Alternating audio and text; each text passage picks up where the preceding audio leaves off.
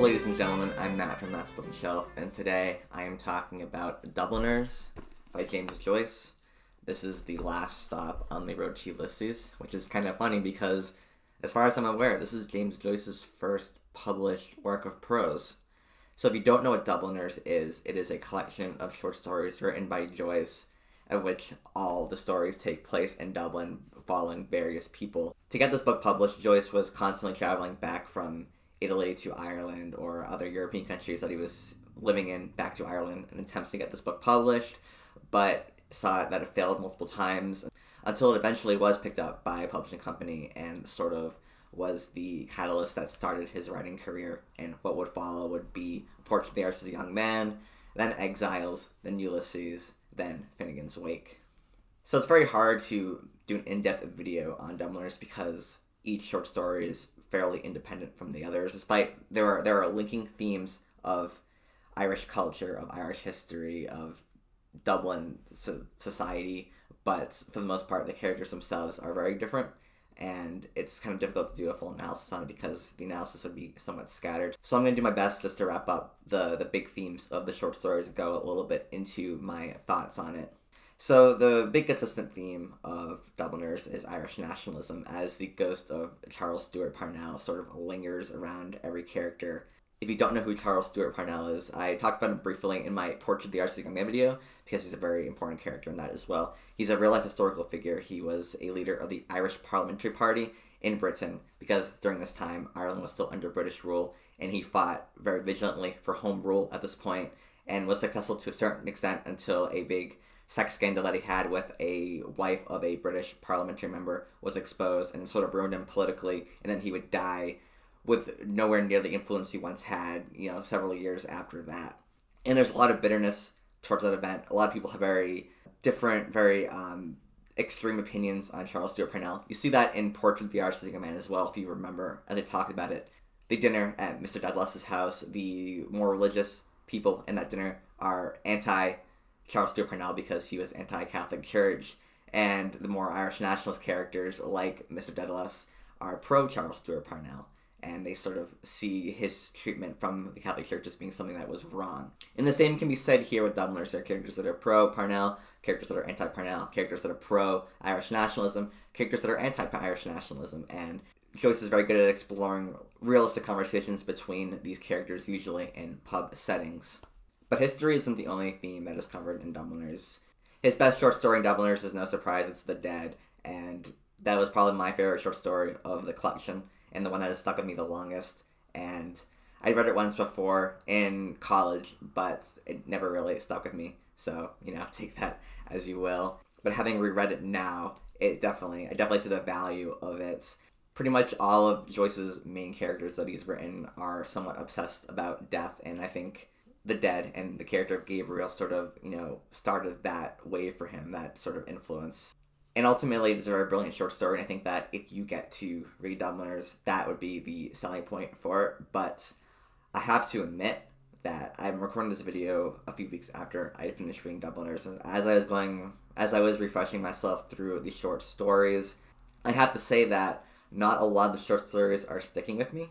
I was going through the preface again, I was reading the titles, and I was going through a couple of sections from each short story, and honestly, there was definitely some struggling to remember what was going on, which is crazy because Giacomo Joyce, Portrait of the Artist as a Young Man, and Exiles have all stuck with me since I've read them. Some of that, Portrait I read months ago, and that's still very clear in my head. Same with Exiles, and I've read Giacomo a couple times now, and I think it's a pretty excellent manuscript for, considering that's also unfinished. But besides The Dead, and besides a couple of other short stories, I'm sort of struggling with remembering a lot that happened in the other ones.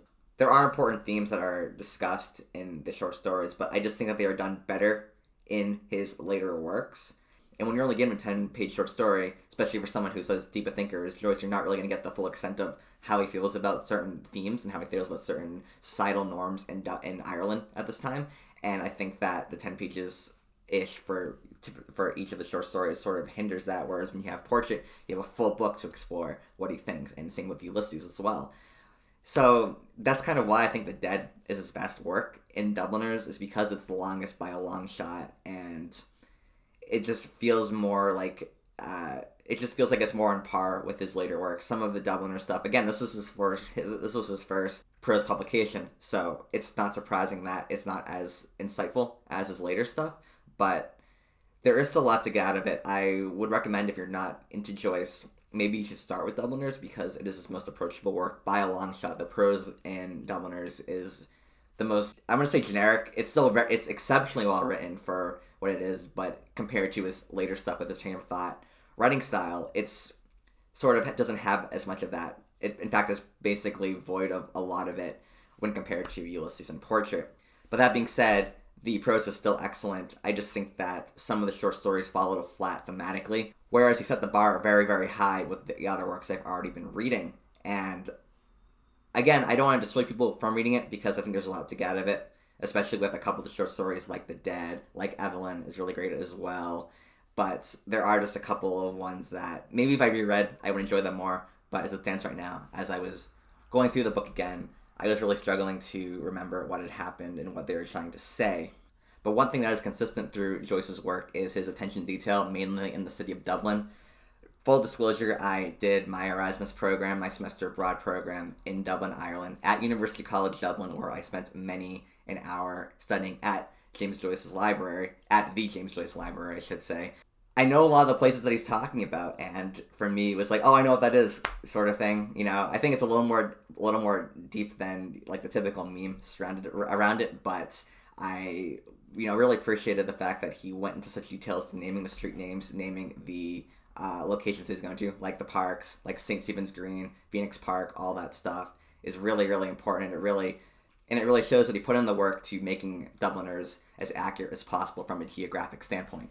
And also, Joyce is very good at creating like pub talk as well, especially when he's trying to bring across what Dubliners are thinking at this time from a political standpoint, from a religious standpoint, from a societal standpoint. And so I would ultimately recommend to read Dubliners. I think that it was sort of spoiled for me a little bit because I read his other works, and a lot of those, especially Portrait, has such a profound impact on me. But Dubliners did not quite reach that. It's a relatively short book, too. It's a relatively short collection of short stories, I should say. But so you can get through it.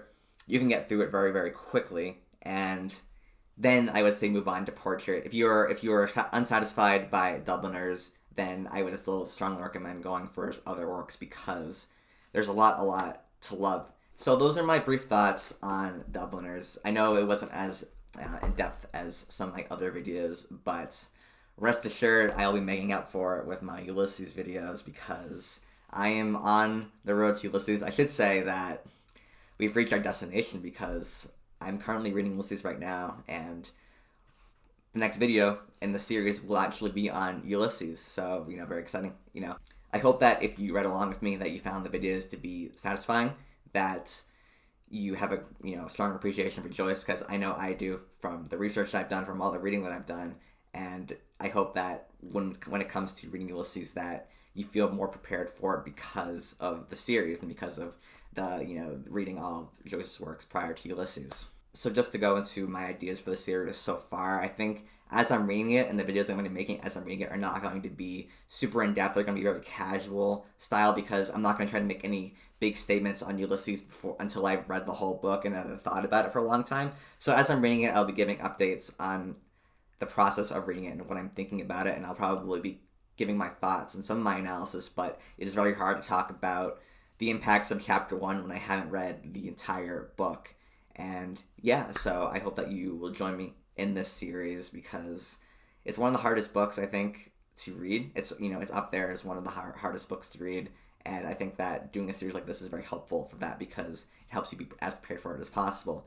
And I should also note that I am reading the Odyssey as well. I have no intention of doing a video on it, because it's the Odyssey and I don't really know what I could add to it, and I don't really know the full extent of how much impact the Odyssey had on Ulysses until I've read the entirety of Ulysses and I've studied it more. So I don't really feel qualified to go into like making comparisons yet.